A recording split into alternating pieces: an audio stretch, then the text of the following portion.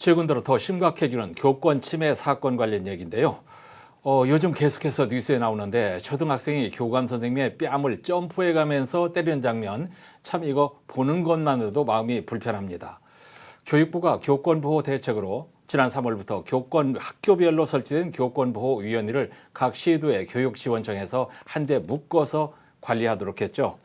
울산시 교육청도 양 지원청에 교육활동보호지원팀을 신설하고 교권보호위원회 업무를 담당하도록 했는데 2달 새 교권 침해 신고가 30건 가까이 접수된 걸로 나타났습니다. 박영훈 기자가 보도합니다.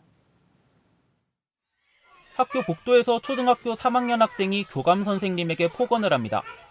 급기야 타이르는 교감의 뺨을 수차례 때리고 성에 차지 않는지 가방을 마구 휘두르더니 교감의 얼굴에 침까지 뱉습니다. 지난 3일 전북 전주의 한 초등학교에서 학교를 무단 이탈하려던 3학년 A군을 교감이 말리던 과정에서 발생한 일입니다. 이 같은 교권 침해에 대한 효율적인 예방과 관리를 위해 교육부는 지난 3월 각 학교에 설치된 교권보호위원회를 시도교육청 산하 교육지원청으로 이관해 관리하도록 했습니다.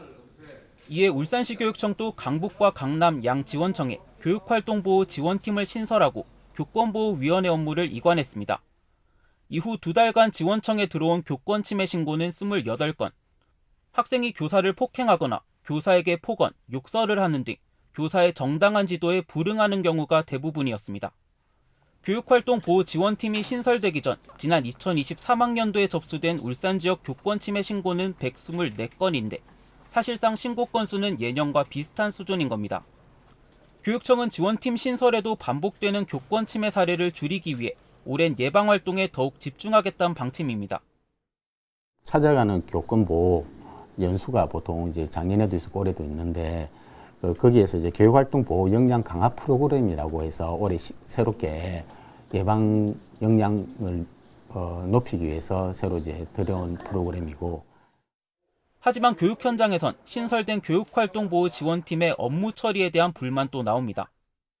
교육청이 하는데 속도가 느려요. 교육청에서는 아직까지 그게 이제 인력하고 이 풀이 100% 준비가 안 되었어요. 교육청의 교권보호위원회에 대한 그 내부 준비가 절실히 빠르게 필요하다고 생각됩니다.